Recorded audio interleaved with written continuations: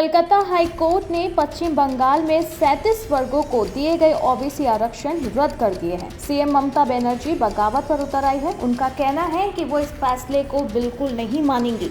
दमदम लोकसभा क्षेत्र के खदर में एक चुनावी रैली को संबोधित करते हुए ममता बनर्जी के तेवर काफी आक्रामक रहे।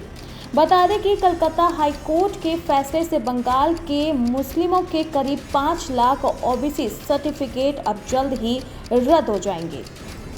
इस पर ममता बनर्जी का कहना है कि पश्चिम बंगाल में ओबीसी आरक्षण जारी रहेगा, क्योंकि इससे संबंधित विधेयक संविधान की रूपरेखा के भीतर पारित किया गया था। ममता बनर्जी ने आगे कहा, सरकार ने घर घर सर्वेक्षण करने के बाद विधेयक बनाया था और इसे मंत्रिमंडल और विधानसभा ने पारित किया था।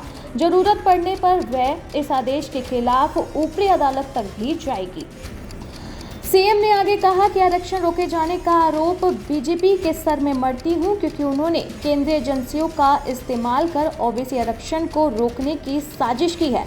आगे यहां पर सीएम ममता बनर्जी ने कहा, कुछ लोग ओबीसी के हितों पर वार करने के लिए अदालत गए और उन्होंने याचिकाएं दायर की, तब ये घटनाक्रम सामने आया। बीजेपी इतना दुस्साहस कैसे दिखा सकती है? इसके साथ ही दीदी ने बीजेपी से सवाल किया कि क्या सरकार उसके द्वारा चलाई जाएगी या फिर अदालत के।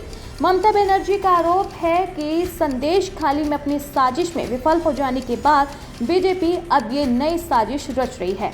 इसी के साथ अमित शाह पर वार करते हुए उन्होंने कहा कि बंगाल में ममता सरकार पर हमलावर नजर आ रहे हैं अमित शाह। उन्होंने बुधवार को ममता बनर्जी पर वोट बैंक की राजनीति के लिए राष्ट्रीय सुरक्षा से समझौता करने और घुसपैठियों को राज्य की जल संपत्ति बनाने की अनुमति देकर पाप करने का आरोप भी लगाया है। शाह ने यहां तक कहा कि बंगाल में बीजेपी के 300 लोकसभा सीटें जिस पर जीत हासिल करने के बाद तृणमूल कांग्रेस बिखर जाएगी और ममता बनर्जी की विदाई हो जाएगी।